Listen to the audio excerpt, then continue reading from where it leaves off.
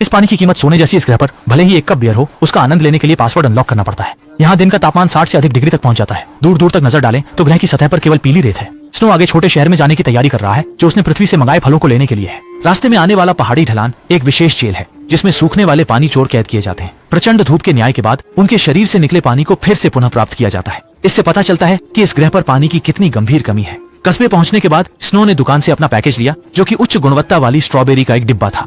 इसके बाद वह एक बार में गए, थोड़ा पीने की तैयारी में थे, लेकिन उन्हें पता नहीं था कि वह पहले से ही छोटे शहर के वांटेड लिस्ट में है। जैसे ही उन्होंने एक घूंट बर्फीली बियर का लिया, 3 इनाम शिकारी उन्हें ढूंढते हुए आ गए। अगुवाई करने वाली महिला शिकारी ने क्रोधित होकर स्नो से कहा, एक व्यक्ति जिसका नाम बैरिस है भारी कीमत देकर तुम्हें मारने की कोशिश कर रहा है। इस तरह की धमकी से स्नो पहले ही अचंभित नहीं होते। जैसे ही सामने वाले ने बंदूक तानी, स्नो ने पहल करते हुए उनमें से 2 को मार गिराया, लेकिन वह भी साथ के हट्टे कट्टे व्यक्ति से अंगुली तुड़वा बैठे। ठीक उसी समय जब वह आदमी स्नो पर जानलेवा हमला करने वाला था, उसके सीने में अचानक एक धारदार हथियार घुस गया। दरअसल यह पीछे की काली महिला थी जिसने उसकी जान बचाई। धन्यवाद देने के बाद स्नो बार से बाहर निकल गया, लेकिन उसने यह नहीं देखा कि कोई उसकी हर हरकत को छुपकर देख रहा था। रात होने पर स्नो ने बाहर कुछ भोजन प्राप्त किया और गर्म टेलर मैदानों को पार करने की तैयारी की। अपने निवास स्थान पर पहुंचने के कुछ ही समय बाद काली महिला फिर से उसके पास आई और स्नो के साथ यात्रा करने का प्रस्ताव रखा।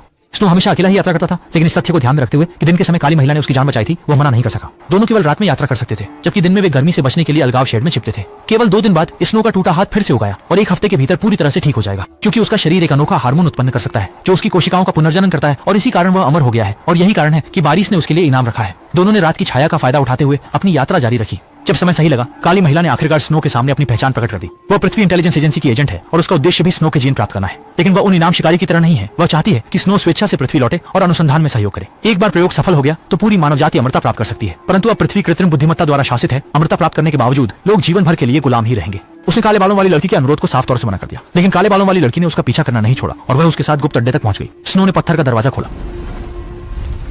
एक साधारण स्वनिर्मित लिफ्ट उनके सामने प्रकट हुई और दोनों लिफ्ट के साथ धीरे धीरे ऊपर उठने लगे। यहाँ का दृश्य देखकर ब्लैक सिस्टर की आंखें चमक उठी। उसे यह देखकर आश्चर्य हुआ कि इस संसाधन विहीन ग्रह पर भी ऐसा एक स्वर्गीय स्थान छिपा हुआ है। स्नो ने पृथ्वी से मंगाई गई स्ट्रॉबेरी खोली। उसने ताजगी का स्वाद काफी समय से नहीं चखा था। फल जैसे ही खाई गई, उसने उसे बेहद संतोष दिया। जब ऐसी नुओ स्ट्रॉबेरी का आनंद ले रहा था, हेई मई ने उसकी दिवंगत पत्नी की स्कर्ट पहन ली। ऐसी नुओ की पत्नी को गुजरे 100 से अधिक साल हो चुके थे और वह अजर अमर होने के कारण केवल अकेले जीते हुए इस दुनिया के प्रति अब कोई लगाव नहीं रहा। सामने इस सच्चे प्रेमी को देखकर ब्लैक सिस्टर पूरी तरह से खो गई। एक तीव्र मुठभेड़ के बाद दोनों गहरी नींद में सो गए। रात में एक तेज अलार्म की आवाज से ब्लैक सिस्टर जाग गई, यह जानकर कि इन पर इनाम रखने वाले शिकारी उनके करीब आ गए हैं। स्नो ने दुश्मनों के विभाजित होते ही कुछ दुश्मनों को तेजी से गिरा दिया।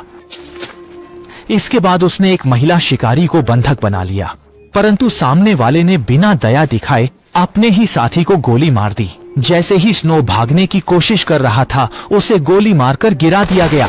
संकट की घड़ी में ब्लैक सिस्टर समय पर आकर स्नो को बचा लेती है, लेकिन अगले ही पल ब्लैक गर्ल पूरी तरह से पुनर्जीवित हो गई और फिर से खड़ी हो गई। यह नहीं सोचा था कि वह एक धातु संकर थी। कई साल पहले ब्लैक गर्ल एक गंभीर दुर्घटना का शिकार हुई थी। जीवित रहने के लिए उसे पुनर्निर्माण स्वीकार करना पड़ा। ब्लैक गर्ल ने स्नो का पीछा इसलिए किया क्योंकि वह भी स्नो की तरह ही अकेलेपन की पीड़ा सह रही थी।